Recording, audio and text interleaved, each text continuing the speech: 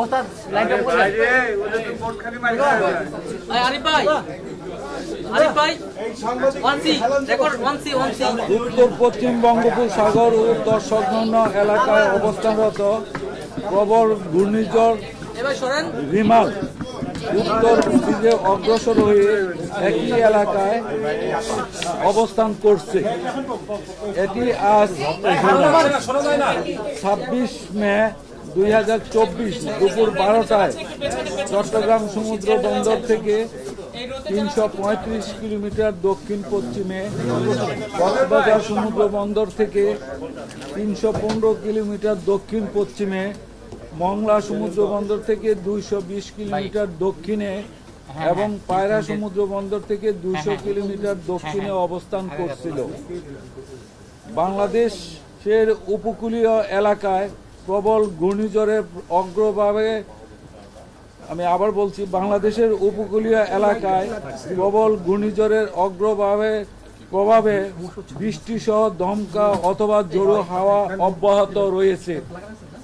এটি আরও উত্তর দিকে অগ্রসর হয়ে আজ 26 মে 2024 সন্ধ্যা 6টা থেকে পরবর্তী 3 থেকে 4 ঘন্টার মধ্যে মংলার নিকট দিয়ে সাগর আইল্যান্ড এবং খেপুপাড়া উপকূল অতিক্রম করতে পারে। প্রবল ঘূর্ণিঝড়টির কেন্দ্রে অতিক্রমের পর এর নিম্নভাগ অতিক্রম অব্যাহত থাকবে। প্রবল ঘূর্ণিঝড় কেন্দ্রের 64 কিলোমিটারের মধ্যে বাতাসের একটানা সর্বোচ্চ গতিবেগ ঘন্টায় 90 কিলোমিটার, যা দমকা অথবা ঝোড়ো হাওয়ার আকারে 120 কিলোমিটার পর্যন্ত বৃদ্ধি পাচ্ছে। প্রবল ঘূর্ণিঝড় কেন্দ্রের নিকটবর্তী এলাকায় সাগর বিক্ষুব্ধ রয়েছে। পায়রা ও মংলা সমুদ্র বন্দরকে 10 নম্বর মহাবিপদ সংকেত, আমি আবার বলছি, 10 নম্বর মহাবিপদ সংকেত দেখিয়ে যেতে বলা হয়েছে। উপকূলীয় জেলা খুলনা, সাতক্ষীরা, বাগেরহাট, পিরোজপুর, ঝালকাঠি, বরগুনা, বরিশাল, ভোলা, পটুয়াখালী এবং তাদের অদূরবর্তী দ্বীপ ও চরসমূহ 10 নম্বর মহাবিপদ সংকেতের আওতায় থাকবে।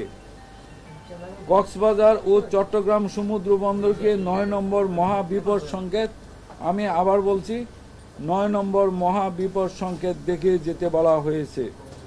উপকূলীয় জেলা চট্টগ্রাম, কক্সবাজার, ফেনী, নোয়াখালী, লক্ষ্মীপুর, চাঁদপুর এবং তাদের অদূরবর্তী দ্বীপ ও চরসমূহ 9 নম্বর মহাবিপদ সংকেতের আওতায় থাকবে। খুলনা, সাতক্ষীরা, বাগেরহাট, পিরোজপুর, ঝালকাঠি, বরগুনা, বরিশাল, ভোলা, পটুয়াখালী, ফেনী, নোয়াখালী, লক্ষ্মীপুর, চাঁদপুর, চট্টগ্রাম ও কক্সবাজার জেলার নদী বন্দর সমূহকে 4 নম্বর নৌ মহাবিপদ সংকেত, আমি আবার বলছি, 4 নম্বর নৌ মহাবিপদ সংকেত দেখিয়ে যেতে বলা হয়েছে। প্রবল ঘূর্ণিঝড়টির অগ্রবর্তী অংশ ও বায়ুর চাপের আধিক্যের প্রভাবে উপকূলীয় জেলা খুলনা, সাতক্ষীরা, বাগেরহাট, পিরোজপুর, ঝালকাঠি, বরগুনা, বরিশাল, ভোলা, পটুয়াখালী, ফেনী, নোয়াখালী, লক্ষ্মীপুর, চাঁদপুর, চট্টগ্রাম, কক্সবাজার এবং তাদের অদূরবর্তী দ্বীপ ও চরসমূহের নিম্নাঞ্চল স্বাভাবিক জোয়ারের চেয়ে 8 থেকে 12 ফুট অধিক উচ্চতায় বায়ুতাড়িত জলোচ্ছ্বাসে প্লাবিত হতে পারে। প্রবল ঘূর্ণিঝড়টির প্রভাবে রাজশাহী, রংপুর, ময়মনসিংহ, ঢাকা, খুলনা, বরিশাল ও চট্টগ্রাম ও সিলেট বিভাগের দমকা অথবা ঝোড়ো হাওয়া সহ ভারী থেকে অতি ভারী বৃষ্টি হতে পারে। অতি ভারী বর্ষণের প্রভাবে কক্সবাজার, বান্দরবান, রাঙ্গামাটি, খাগড়াছড়ি, চট্টগ্রামের পাহাড়ি অঞ্চলের কোথাও কোথাও ভূমিধস হতে পারে। উত্তর বঙ্গোপসাগর ও গভীর সাগরে অবস্থানরত সকল মাছ ধরার নৌকা ও ট্রলার সমূহকে পরবর্তী নির্দেশ না দেওয়া পর্যন্ত নিরাপদ আশ্রয়ে থাকতে বলা হয়েছে। এই ছিল ঘূর্ণিঝড় রিমাল, প্রবল ঘূর্ণিঝড় রিমালের আবহাওয়ার বিশেষ বিজ্ঞপ্তি, যেটি আমরা আজকে দুপুর 12টায় জারি করেছি। সেটি সর্বশেষ অবস্থা।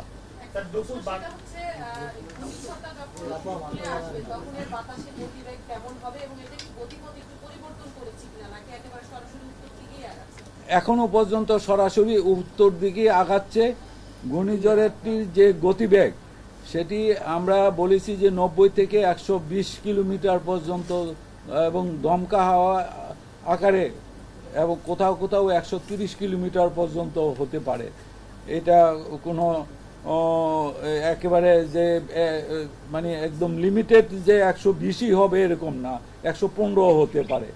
তবে এই প্রবল ঘূর্ণিঝড়ের গতিবেগ 120 পর্যন্তই হওয়ার সম্ভাবনা। ইতিমধ্যে আমরা কয়েকটা জায়গায় একটু বাতাসের গতিবেগ পেয়েছি, সেটা আপনাদেরকে একটু আমি পড়ে শোনাচ্ছি। যেমন পটুয়াখালীতে আমরা একটু পরে 72 কিলোমিটার পার আওয়ার গতিবেগে আমরা বাতাস রেকর্ড করেছি এবং মংলাতে 57 কিলোমিটার বেগে আমরা জোর হাওয়া রেকর্ড করেছি। এটা হলো এই দুইটা আমরা আপাতত রিপোর্ট পেয়েছি। অনেক জায়গা থেকে এখনো আমাদের রিপোর্ট এই 3টার সময় আসছে, এগুলি রেকর্ড হচ্ছে। আপনারা ইচ্ছা করলে আরও পরে নিতে পারবেন। আমরা 6টার সময়ে যেহেতু ঘূর্ণিঝড়টি এখন অগ্রভাগ শুধু আঘাত করতেছে, যখন ঘূর্ণিঝড়ের কেন্দ্রটা বাংলাদেশের উপকূল অতিক্রম শুরু করবে, যেটা সন্ধ্যা 6টার থেকে পরবর্তী 3-4 ঘন্টা, এটা যখন শুরু করবে তখন বাতাসের মানে পূর্ণ গতিবেগটা আমরা কোথায় কি হয়েছে সেটা আমরা জানতে পারবো। তবে এই রেকর্ডটা আজকে পাইতে আপনারা কালকে পেয়ে যাবেন সরাসরি আমাদের কাছ থেকে, যে কোন কোন অঞ্চলে কি পরিমাণ বাতাস রেকর্ড করা হয়েছে। এই একটা আরেকটা কথা আমি এখানে বলেছি, আপনারা বুঝতে পারছেন কিনা আমি জানি না। প্রবল ঘূর্ণিঝড়টির কেন্দ্র অতিক্রমের পর এর নিম্নভাগ অতিক্রম অব্যাহত থাকবে। এই কথাটা কি আপনারা কেউ বুঝতে পেরেছেন?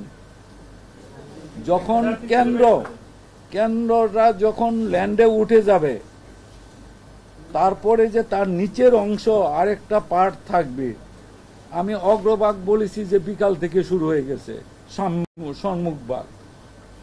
এটা প্রভাব অলরেডি দুপুরের পর থেকে শুরু হয়ে গেছে। এরপরে কেন্দ্রটা যাবে সন্ধ্যা 6টার থেকে আরম্ভ করবে, 3-4 ঘন্টার মধ্যে কেন্দ্রটা অতিক্রম শেষ হবে।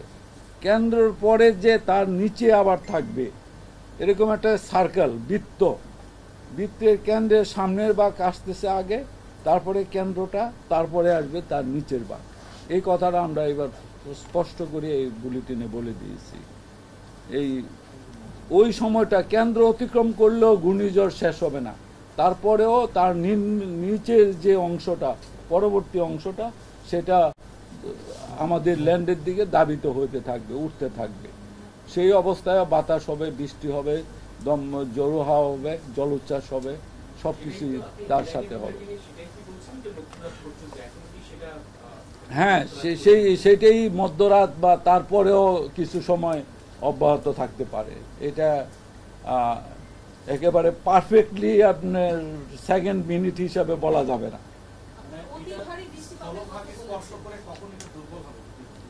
এটা দুর্বল ল্যান্ডে পরিপূর্ণ ওঠার পর, ল্যান্ডে আসার পর যখন আর সে এনার্জি গেইন করতে পারবে না, তখন পর্যায়ক্রমে দুর্বল হয়ে স্থল নিম্নচাপে পরিণত হবে।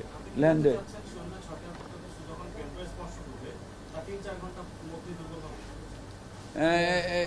আরো সময় লাগবে, কারণ তার একটা অংশ তখনও সাগরে থাকবে। কেন্দ্রটা ওঠার পরেও তার যে নিচের ভাগ, যেটা পরবর্তীতে অব্যাহত থাকবে, সেটা তখনও সাগরে বিরাজমান থাকবে। এই অংশটা না ওঠা পর্যন্ত আমরা বলতে পারবো না যে সাইক্লোন পরিপূর্ণভাবে ল্যান্ডে উঠে গেছে। হ্যাঁ, সেটি কেন্দ্রটা 6টার পর থেকে 3 থেকে 4 ঘন্টার মধ্যে মোটামুটি উপকূল অতিক্রম করবে, সম্পন্ন হবে। তার তো দক্ষিণ, তার পিছনের যে অংশটা থেকে যাওয়ার যে অংশ, ওটা মানে অব্যাহত থাকবে তার ওই উপকূল অতিক্রম করে। তারপর সে উত্তর দিকে যখন আগাতে থাকবে, তখন কিন্তু আস্তে আস্তে সে বৃষ্টি দিবে, বিভিন্ন বাধার সম্মুখীন হবে এবং তার যে মূল শক্তি যে পাবে সাগর থেকে জলীয় বাষ্পতে, ওটা কাটা হয়ে যায়। ফলে সে আস্তে আস্তে দুর্বল হয়ে যাবে। আর ল্যান্ডে যখন উড়ে, ল্যান্ডের সাথে ইন্টারাকশন, ল্যান্ডে আছে গাছ, পাহাড়, বিল্ডিং, মাটি, আরবান, এই সমস্ত এরিয়ায় যখন সে ইন্টারাকশন হয় আস্তে আস্তে দুর্বল হতে, তখন আর সে সোর্স পায় না, সোর্স তার বন্ধ হয়ে যায়। সোর্স হলো সাগর, সাগর থেকে সে এনার্জি গ্রহণ করে। সাগরের ঘূর্ণিঝড়ের জন্ম হলো সাগর। সে কোনোদিন ঘূর্ণিঝড় এই টাঙ্গাইল ময়মনসিংহে হবে না, এটা আপনারা মনে রাখবেন। জি, ভারী বৃষ্টিপাত হচ্ছে এবং এটা রাতে যখন ল্যান্ডের উঠে আসবে, যখন এটা বাংলাদেশের উপরে অবস্থান করবে ল্যান্ড ডিপ্রেশন হিসেবে, তখন প্রবল বৃষ্টি হবে। এই ভারী বৃষ্টিপাত আমরা যেটা বলেছি 200-300 millimetre per hour per day হতে পারে, সেটা আমরা এই উঠার পরে কালকে বলতে পারবো যে 24 ঘন্টায় কত বৃষ্টিপাত হয়েছে বা 10 ঘন্টায় 12 ঘন্টায় কি পরিমাণ বৃষ্টি হলো। এটা এই রেকর্ডটা এই মুহূর্তে পাবেন না। এই মুহূর্তে আমরা কিছু কিছু জায়গায় পেয়েছি কোথাও 27 মিলিমিটার, 30 মিলিমিটার, 22 মিলিমিটার বৃষ্টি হয়েছে এই দুপুর পর্যন্ত।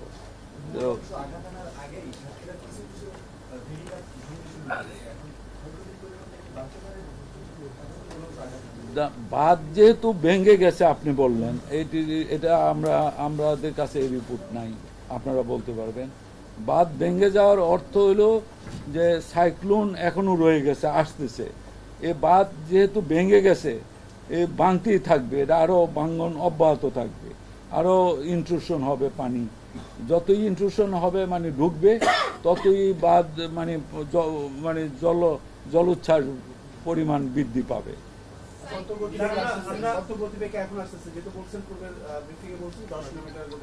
এখন 13 কিলোমিটার গতিতে এই দুপুর পর্যন্ত সে আগাইছে। 13 কিলোমিটার, একটু বাড়ছে গতি 13 কিলোমিটার। হয়তো কোস্টের কাছে এসে আর একটু বৃদ্ধি পেতে পারে, সেরকম আমরা এক্সপেক্ট করতেছি।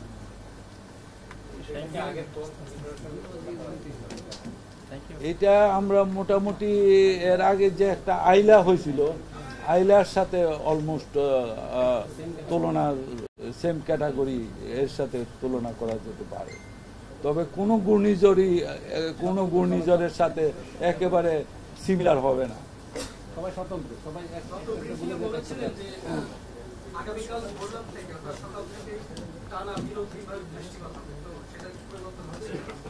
সেটা পরিবর্তন হয়েছে অলরেডি, কারণ আমরা বলেছি যে এটা গত রাতে মাত্র 6 কিলোমিটার গতিতে আগাইছিল রাতের পার্টটা সকাল পর্যন্ত, তারপরে সকাল থেকে 9টা পর্যন্ত 7 কিলোমিটার গতিতে, যার কারণে এটা স্লো হয়ে গেছে।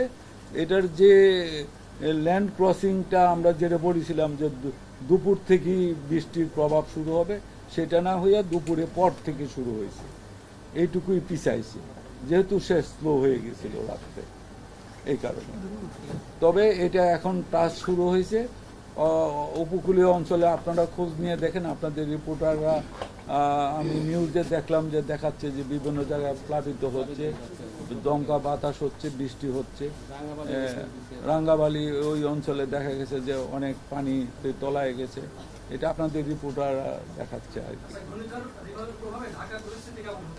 ঢাকায় বৃষ্টিপাত হবে এবং কিছু বাতাসও হবে, উপকূলের মতন এত বাতাস ঢাকায় হবে না। আগামীকাল সারাদিনই ধরতে পারেন যে বৃষ্টি থেমে থেমে, এবং কখনো ভারী বৃষ্টি হবে, কখনো মাঝারি ধরনের বৃষ্টি হবে। রাত থেকেই শুরু হবে, আজকে রাত থেকেই শুরু হবে ঢাকার বৃষ্টি।